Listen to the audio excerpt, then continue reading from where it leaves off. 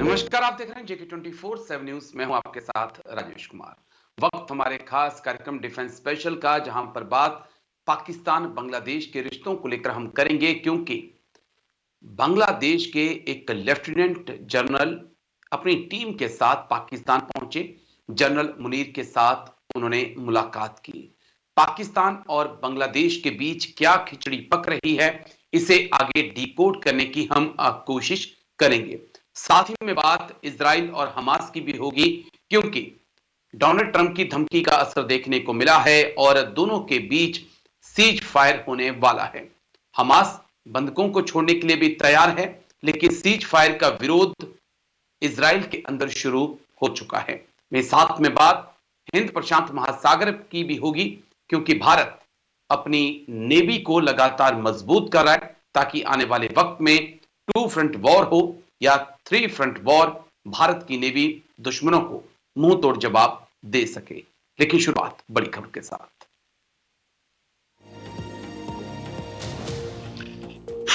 पाकिस्तान के दौरे पर बांग्लादेश के जनरल मुनीर से मिले जनरल एसएम।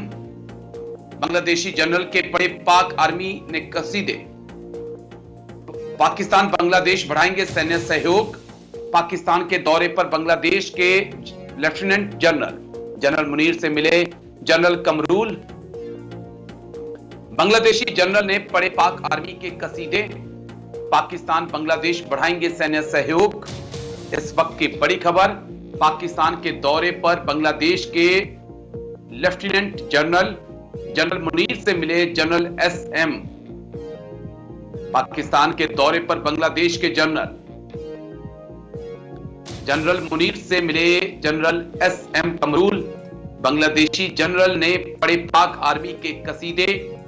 बड़ी खबर आपको बता दें इस वक्त की,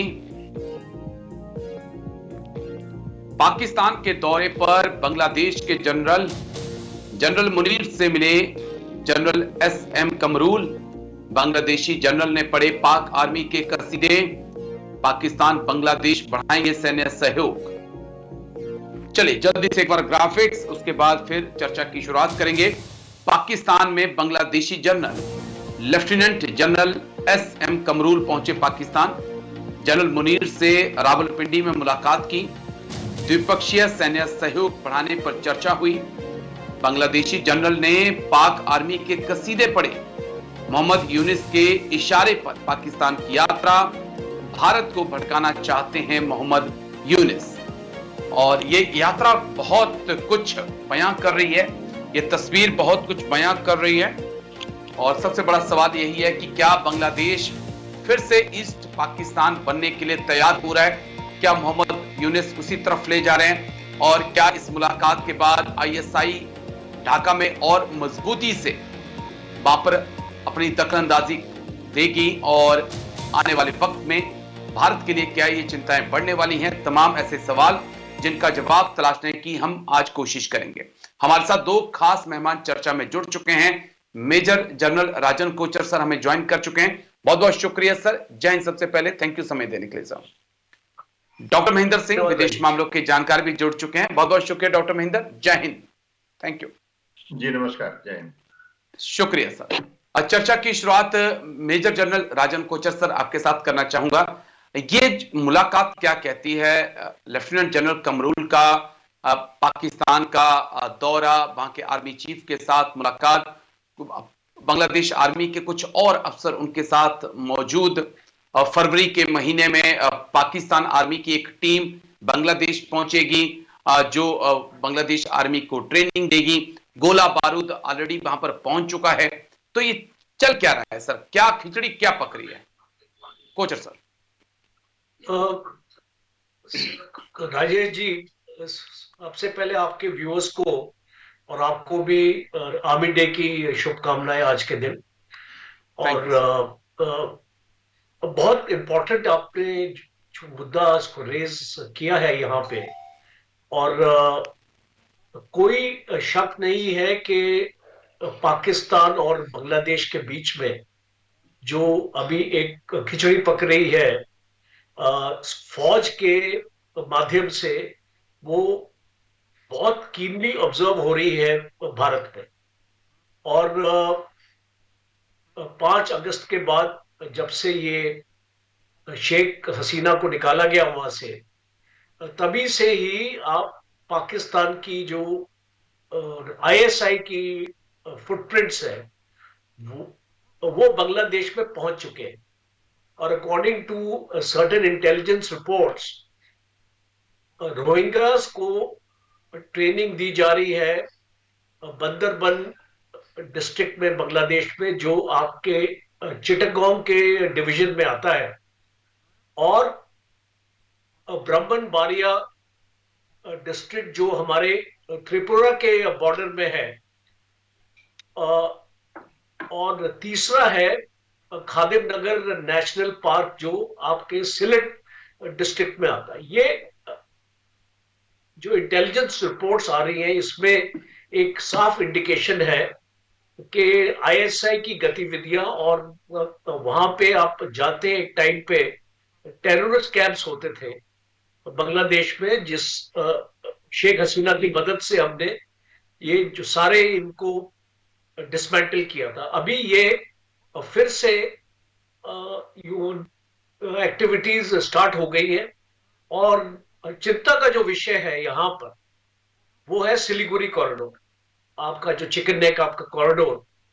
वो चिंता का इसको विषय है कि अगर वहां पे कोई ऐसी हरकत होती है तो वो भारत के लिए स्ट्रेटेजिकली एक रेड लाइन है, एक नो गो सिचुएशन है, जिससे लड़ाई छिड़ सकती है भारत और बांग्लादेश के बीच में। अब बांग्लादेश अपनी फौज को क्यों मजबूत कर रहा है, ये सवाल हम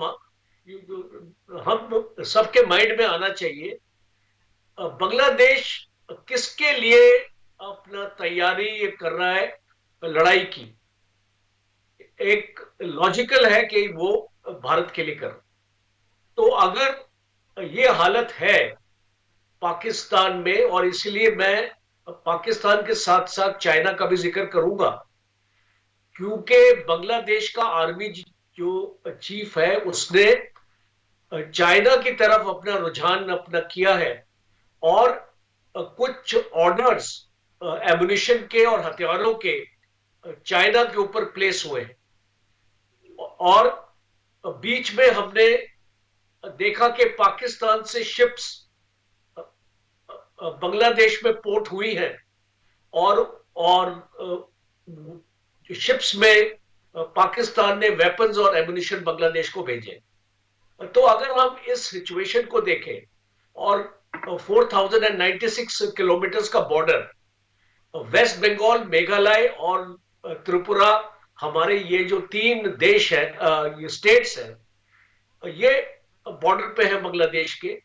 और बहुत जरूरी होगा भारत के लिए अभी, क्योंकि हम हमेशा 2 फ्रंट की वॉर की बात अपना करते हैं। आज हमारे सामने एक 3 फ्रंट वॉर की सिचुएशन आती नजर आ रही है, और हमको इसको नजरअंदाज नहीं करना चाहिए। अभी से ही हमारी फौज की डिप्लॉयमेंट इस तरीके से होनी चाहिए कि अगर ऐसी कोई कंटिजेंसी आती है, वैसे मुझे उम्मीद नहीं है कि बांग्लादेश ऐसी हरकत करेगा, क्योंकि बांग्लादेश 3 फ्रंट से घिरा हुआ है भारत से। और अगर मैं आपका 1971 की तरफ आपको ले जाऊं, तो पाकिस्तान की 4 इन्फेंट्री डिवीजन थी उस टाइम पे बांग्लादेश में, और हमने अपनी 7 इन्फेंट्री डिवीजन के साथ शिकस्त दी थी उनको। आज बांग्लादेश और भारत की अगर फौजों का अगर आप आकलन करें, तो बांग्लादेश कोई भी ऐसी हिमाकत करता है तो भारी इसके ऊपर खमियाजा उसको भुगतना पड़ेगा, और पाकिस्तान भी उसको मदद नहीं कर पाएगा, क्योंकि पाकिस्तान और बांग्लादेश के बीच में सेपरेशन है 1600 से 1800 किलोमीटर का, और पाकिस्तान इंटरफेयर नहीं कर सकता अपने सी से भी आए तो पाकिस्तान इंटरफेयर नहीं कर पाएगा। बट जो ये मकसद जो सामने आ रहा है, मुझे नहीं लगता कि ये एक लड़ाई की सिचुएशन बनेगी, पर भारत के बॉर्डर में घुसपैठ की जा सकती है, टेररिस्ट को भेजा जा सकता है, वहां पे डिस्टर्बेंसेस क्रिएट की जा सकती हैं, रेफ्यूजीज को और जो उसका इन्फ्लेक्स आ सकता है भारत में। तो इस प्रकार की चुनौती हमको बांग्लादेश से मिल सकती है, राजेश जी।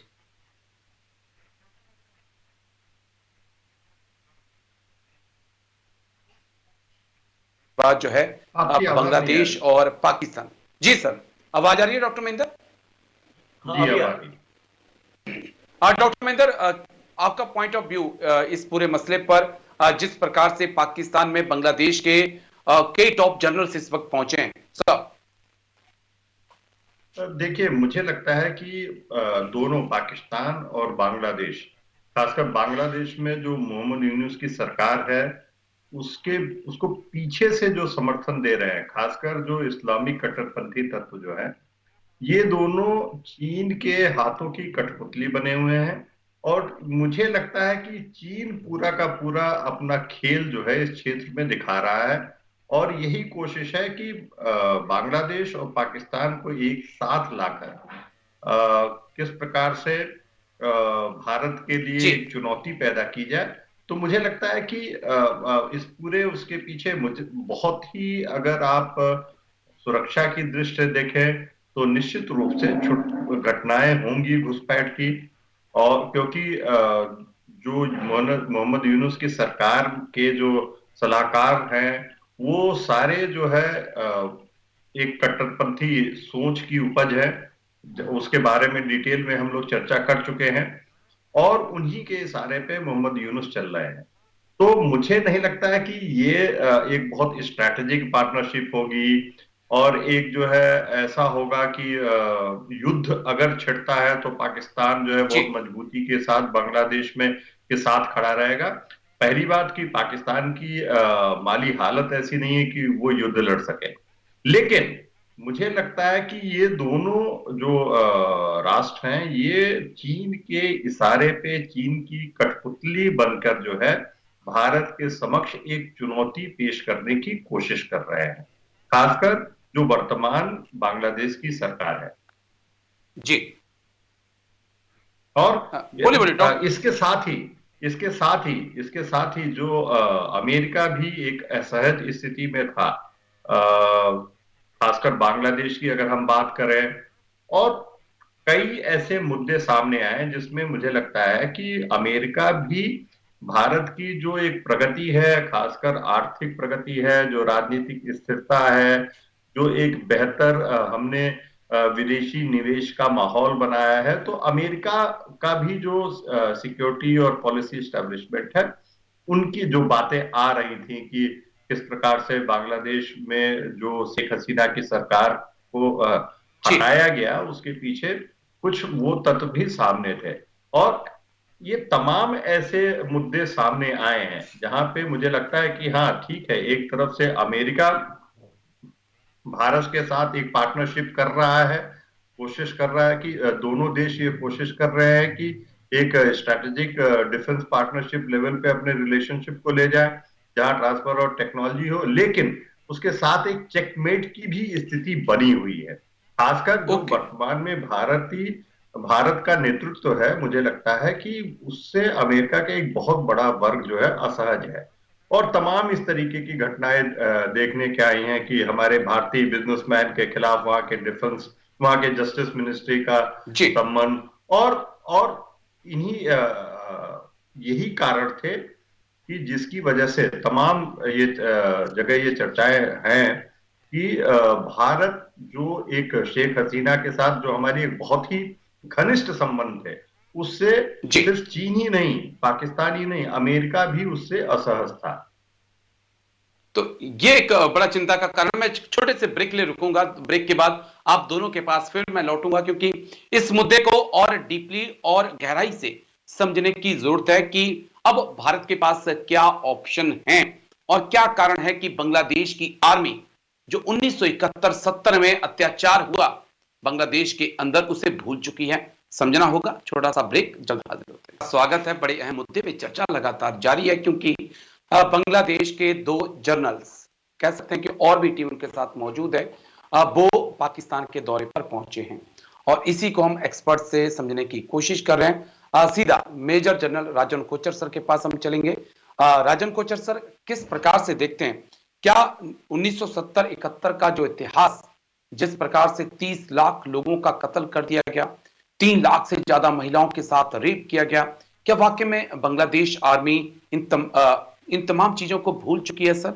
और क्या भारत को ये इंतजार करना होगा कि बांग्लादेश और पाकिस्तान क्या करेंगे, या हमें उससे पहले कुछ एक्शंस लेने होंगे सर? 2 अहम पॉइंट समझाइएगा सर। देखिए राजेश जी, आप अगर 1971 की बात करते हैं तो अभी वो वाली जनरेशन तो है नहीं बांग्लादेश में, और इसको ना ही बांग्लादेश की जो फौज है उसमें कोई भी ऑफिसर या उसका जवान उस पीरियड का है। तो आप इसको समझिए कि उन लोगों को वो जो पीरियड है 71 का, उसका उनको कोई एहसास नहीं। और इसीलिए शेख मुजीबर रहमान को जो फादर ऑफ द नेशन बुलाया जाता था, आप जानते हैं कि हाल ही में वो सारी टेक्स्ट बुक्स को रिवाइज किया गया बांग्लादेश में, और जो बच्चों को भी अभी जो सिखलाई मिल रही है उसको शेख मुजीबर रहमान का उसमें कोई भी जिक्र नहीं है। तो इसीलिए आप इस बांग्लादेश के लिए 71 का जो लिबरेशन था वो अभी कोई अहमियत नहीं रखता। दूसरी इंपॉर्टेंट चीज, आज बांग्लादेश में कौन सी एक स्ट्रॉन्ग एलिमेंट है गवर्नमेंट में जो बांग्लादेश की सोच को आगे लेके जा रहा है, वो है जमात इस्लामी। जमात इस्लामी का जो प्रीडोमिनेंटली जो उसका इन्फ्लुएंस है इस मोहम्मद यूनुस की गवर्नमेंट में, वो बहुत प्रीडोमिनेंट है, वो बहुत ओवरवेलमिंग है। और अगर हम उस इन्फ्लुएंस को अगर हम लेके चले तो वो पाकिस्तान की तरफ आपको झुकाव और पाकिस्तान की आईएसआई की तरफ झुकाव की तरफ लेके जा। और इसीलिए आप देख रहे हैं भारत को एक घेरा बनाया जा, और मैं इस चीज को एम्फसाइज अपना करना चाहता हूं, भारत को घेरने की कोशिश करी जा रही है। बांग्लादेश, भूटान, म्यांमार, पाकिस्तान, चाइना, ये 5 एरियाज हैं। अगर आप झांके इसमें, और आज की सिचुएशन अगर म्यांमार में आप देखें, बिकॉज वहां पे चाइना का इन्फ्लुएंस बहुत ज्यादा है। चाइना के जितने भी रेबल ग्रुप्स हैं, 70% म्यांमार में जो रेबल ग्रुप्स है वो चाइना कंट्रोल करता है उनको। और अमेरिका का भी म्यांमार में बहुत इन्फ्लुएंस है। और बांग्लादेश में अगर आ जाए तो शेख हसीना ने इन सारे फोर्सेस को बाहर रखा था, चाइना को बाहर रखा था, अमेरिका को बाहर रखा था। आज क्या सिचुएशन है, बांग्लादेश चाइना के इन्फ्लुएंस में आ चुका है। भूटान में आप चले जाइए, जो आपका डोकलाम का एरिया है, वहां पे चाइना ने अपने गांव बसाने शुरू कर दिए हैं, और उस एरिया को आपका कंट्रोल जो आपके एक टाइम पे भूटान में, और अभी भी हमारी वहां पे ट्रेनिंग टीम है इम्ट्राड, आप जानते हैं कि भूटान में हमारी ट्रेनिंग टीम है, और एक डिवीजन 30,000 तक हमारे वहां पे सोल्जर्स हैं। और हमने वहां पे क्यों रखे थे? भूटान की इसको प्रोटेक्शन देने के लिए। आज भूटान को भी एहसास हो गया कि भारत हमको प्रोटेक्शन नहीं दे पाएगा चाइना के सामने। तो भूटान की भी हालत ये हो चुकी है और पाकिस्तान को अभी जो स्ट्रेटेजी अभी ये क्या है चाइना की, अगर आप ये इस पे अगर अपना गौर करेंगे तो आपको इसकी ओवरऑल स्ट्रेटेजी जो भारत के ऊपर घेरा लगाया जा रहा है वो आपको समझ आ जाएगा। आज पाकिस्तान में गुर्बत है, इकोनॉमी उसको अलाउ नहीं करती है कि वो अपनी फौज को और मजबूत करे, तो चाइना उनकी मदद कर रहा है। चाइना उनकी नेवी को स्ट्रॉन्ग कर रहा है, चाइना उनकी एयरफोर्स को स्ट्रॉन्ग कर रहा है और चाइना उनकी आर्मी को स्ट्रॉन्ग कर रहा है। और चाइना ने आर्टिफिशियल इंटेलिजेंस की यूनिट पाकिस्तान में, गिलगित बाल्टिस्तान में स्टैब्लिश ऑलरेडी कर दी है और अर्ली वार्निंग सिस्टम्स वहां प्लेस हो चुके हैं।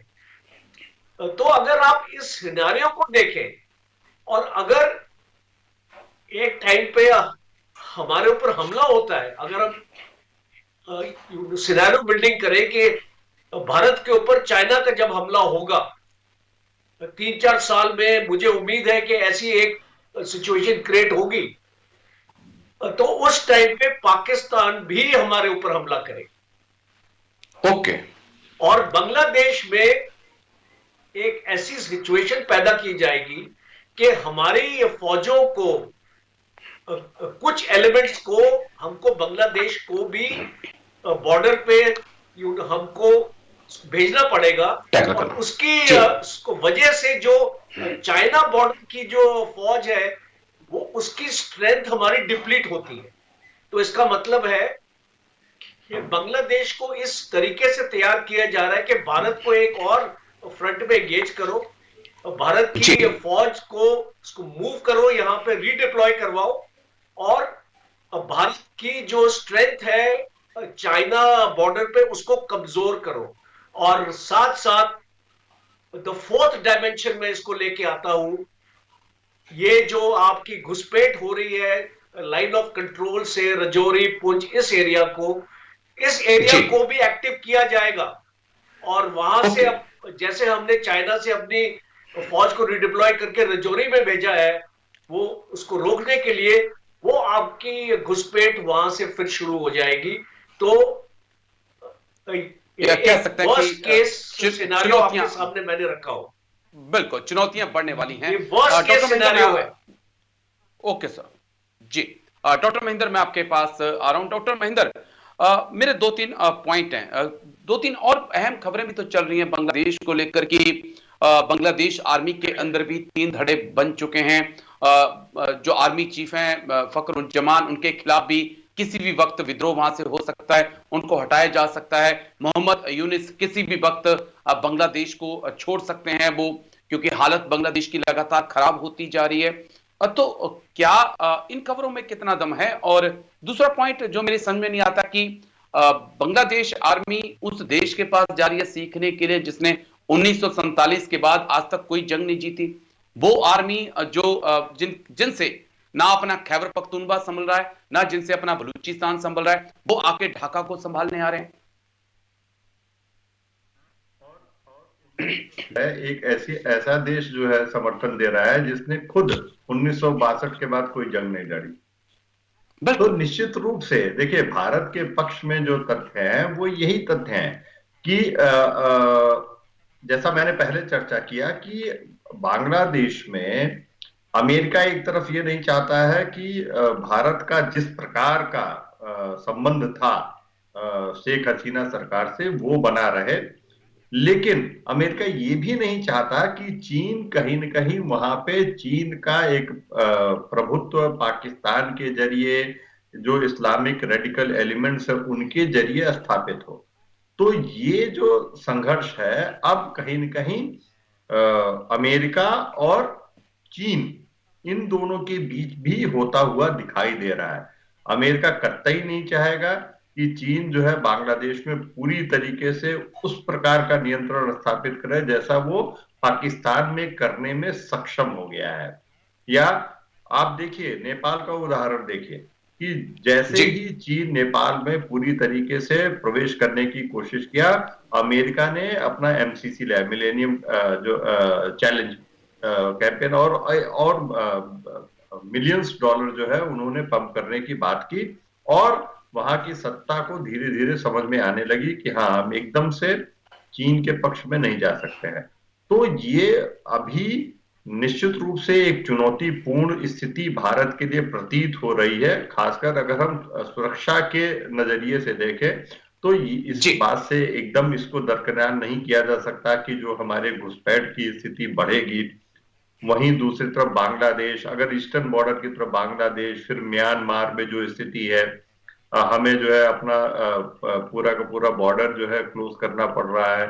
तो ये सुरक्षा की दृष्टि भारत के लिए एक बड़ी चुनौती है। लेकिन इसके अलावा भारत की जो अपनी आर्थिक स्थिति है, भारत की जो अपनी मजबूती है, वो जी वो कहीं न कहीं जो वर्तमान में स्थापित महाशक्तियां हैं या जो क्षेत्रीय शक्तियां हैं, उनको वो अखरती है। और इसीलिए भारत पे एक चेक लगाए जाने का एक एक किसी तरीके से भारत को अपने नियंत्रण में रखना, ये जो है कोशिश लगातार जारी है। पाकिस्तान क्या सहयोग और समर्थन देगा इस्लामिक कट्टरपंथियों तत्वों के अलावा? आप देखिए, पूरा का पूरा चाहे इस्लामिक छात्र शिविर हो, पूरी जी दुनिया को पता है कि वो जमाते इस्लामी का स्टूडेंट विंग है, जो अभी मोहम्मद यूनुस के जो सलाहकार हैं, जिनको उन्होंने वहां पे क्लिंटन फाउंडेशन के उसमें हमने देखा कि उन्होंने एडमिट किया कि बिल्कुल नहीं, बिल्कुल पूरी के पूरी शेख हसीना को सत्ता से हटाने के पीछे जो है इनकी भूमिका थी। तो ऐसी स्थिति में ये भारत के लिए निश्चित रूप से एक चुनौतीपूर्ण क्षण है, क्योंकि हमने एक ऐसा राष्ट्र खो दिया जहां पे एक बहुत मित्रवत सरकार थी। लेकिन वहां पे अब उस देश के लोगों को निश्चय करना है कि वो एक बांग्लादेशी मुस्लिम आइडेंटिटी के साथ जीना चाहते हैं कि या ये बड़ा एक पॉइंट है जी। कट्टरपंथी मुस्लिम आइडेंटिटी के साथ जीना चाहते हैं। ये वहां के अब सिविल सोसाइटी में भी ये वहां संघर्ष के चल रहा है। बिल्कुल सर, मुझे एक छोटे से ब्रेक के लिए जाना है, माफी चाहूंगा, लेकिन बड़ा अहम पॉइंट आपने कहा कि बांग्लादेशियों को ये सोचना होगा और उन्हें यह भी देखना होगा कि चरमपंथ की राह पर जाते हैं तो आज पाकिस्तान के अंदर हर दिन 2 से 3 आतंकी हमले होते हैं और 2 से 4 उनके जवान मारे जाते हैं। चरमपंथ की राह पर हमास भी था और हिजबुल्लाह भी था, हुती भी है, और आज क्या उनका असर हो रहा है, यह भी इस वक्त बांग्लादेश के लोगों को सोचना होगा। छोटा सा ब्रेक हम लेंगे, ब्रेक के बाद बात हमास और इजराइल की ही हम करेंगे, क्योंकि सीज फायर को लेकर इजराइल की जनता सड़कों पर है। छोटा सा ब्रेक। स्वागत है एक नजर इस वक्त की बड़ी खबर पर, उसके बाद अपने एक्सपर्ट्स के पास हम चलेंगे। हमास के साथ सीज फायर का इजराइल के अंदर विरोध, नेतन्याहू के खिलाफ सड़कों पर किया प्रदर्शन, हमास के आगे सरेंडर करने का आरोप लगाया गया। डोनाल्ड ट्रंप के आने से पहले होगा सीज फायर। बड़ी खबर इस वक्त क्या आपको बता दें, हमास के साथ सीज फायर का इजराइल में विरोध, नेतन्याहू के खिलाफ सड़कों पर किया प्रदर्शन, हमास के आगे सरेंडर करने का आरोप लगाया गया। डोनाल्ड ट्रंप के आने से पहले होगा सीज फायर। इजराइल हमास में सीज फायर, इजराइल में सड़कों पर उतरे लोग, सीज फायर का किया विरोध, हमास के आगे सरेंडर किया, ये आरोप लगाया उन्होंने। सीज फायर के समर्थन में भी सड़कों पर आज लोग उतरे।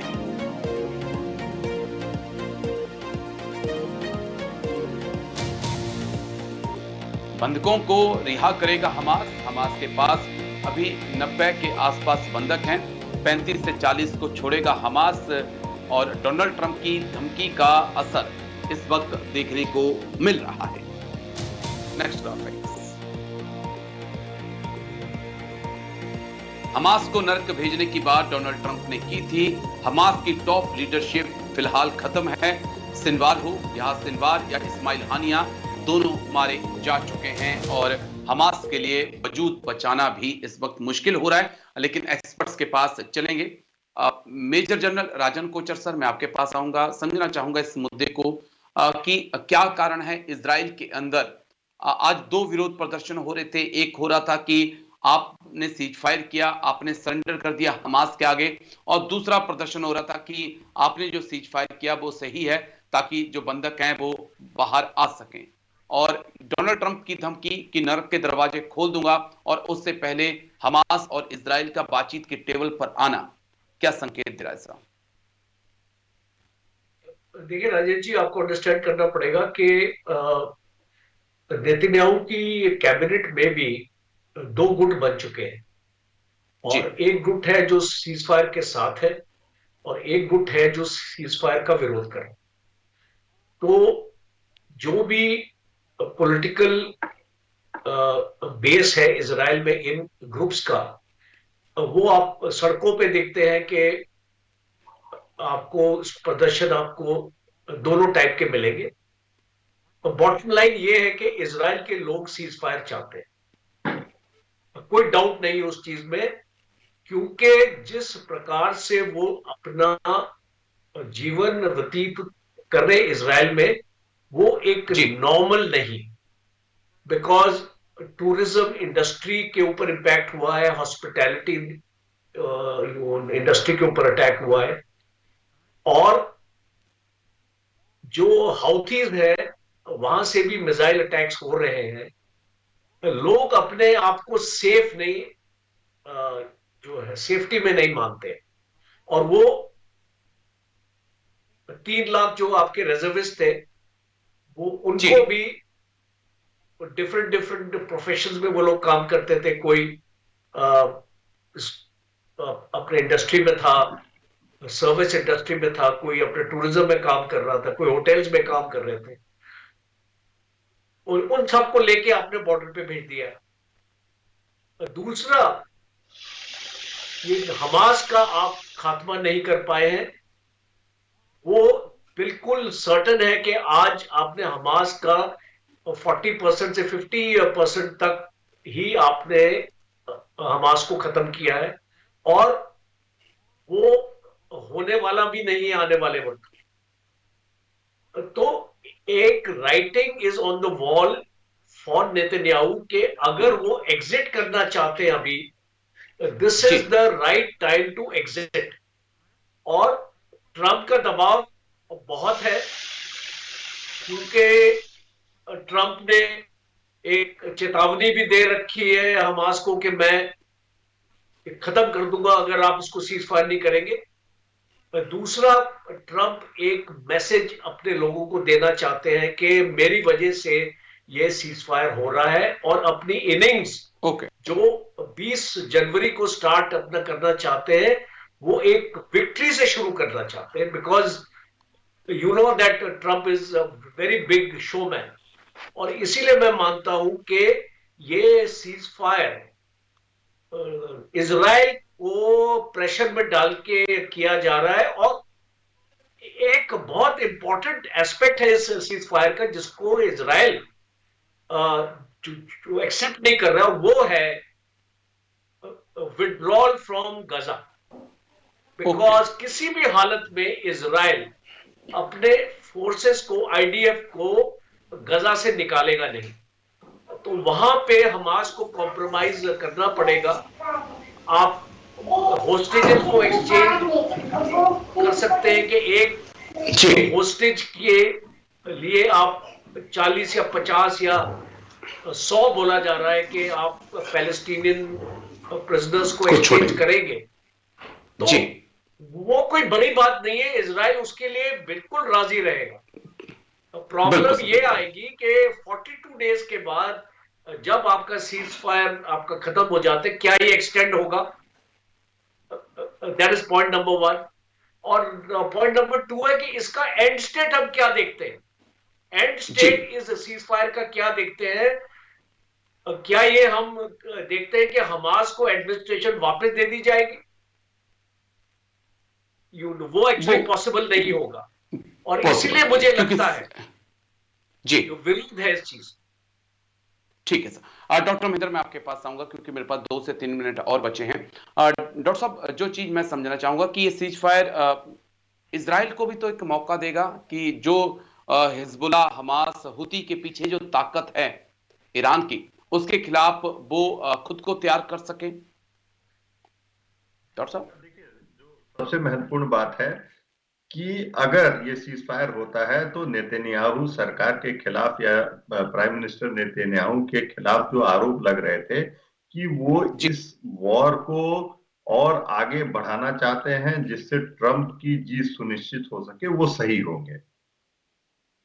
और ठीक है। मुझे लगता है कि ये सीज फायर होगा, निश्चित रूप से होगा, क्योंकि आज की स्थिति जो है वो इजराइल के लिए एडवांटेजियस स्थिति है कि इजराइल आज ऐसी पोजीशन में है कि गाजा पे उसका प्रभुत्व एक तरीके से स्थापित हो चुका है। जो तमाम अगर आप कहें नेतन्याहू सरकार के पक्ष में है कि उन जी तमाम हमास के शीर्ष नेतृत्व को उन्होंने मार दिया है। इस और ईरान के खिलाफ जो एक्शन लिया, सीरिया, और मतलब अगर इसको जस्टिफाई करना होगा नेतन्याहू सरकार के लिए, अपने इजराइल की जनता के लिए, तो उसके लिए बहुत आसान होगा। लेकिन ओके। ये पहले भी किया जा सकता था, बाइडेन एडमिनिस्ट्रेशन के दौर में भी किया जा सकता था। तो जो आरोप लग रहे हैं, खासकर अगर हम अमेरिका की आंतरिक राजनीति को देखें, तो ये माना जा रहा था कि नेतन्याहू सरकार ने एक बहुत हार्डकोर स्टैंड ले रखा है और जिससे ट्रंप को फायदा होगा, क्योंकि एक बहुत ही फार राइट स्टैंड जो है नेतन्याहू ने भी ले रखा है, और वो जी एक स्टैंड जो है ट्रंप का भी है, जो नेटिव सुप्रीमेसी की है और इस तरीके की जो राजनीति की है। तो ऐसे में मुझे लगता है कि हाँ, लेकिन किसी भी कीमत पे अगर ये सीज फायर होता है तो मुझे लगता है कि मध्य पूर्व के लिए एक अच्छी बात है। और भारत के दृष्टिकोण से देखें तो हमने जो अपने तमाम आईमैक प्रोजेक्ट हमारा है, या जो हमारे जी जी जी यूएई, सऊदी अरेबिया और ईरान के साथ जो संबंध है, कहीं न कहीं उलझते जा रहे थे इस युद्ध के वजह से। तो वो मुझे लगता है कि एक एडवांटेजियस पोजीशन हम लोगों के लिए भी होगी। जी सर। चलिए, बहुत बहुत शुक्रिया आप दोनों खास मेहमानों का। मेजर जनरल राजन कोचर सर, बहुत बहुत शुक्रिया। डॉक्टर महेंद्र जी, आपका बहुत बहुत शुक्रिया मेरे साथ खास चर्चा में हिस्सा लेने के लिए, तमाम पहलुओं पर इतनी बारीकी से बात रखने के लिए। डिफेंस स्पेशल में आज इतना ही, कल फिर होगी मुलाकात। दीजिए इजाजत, नमस्कार।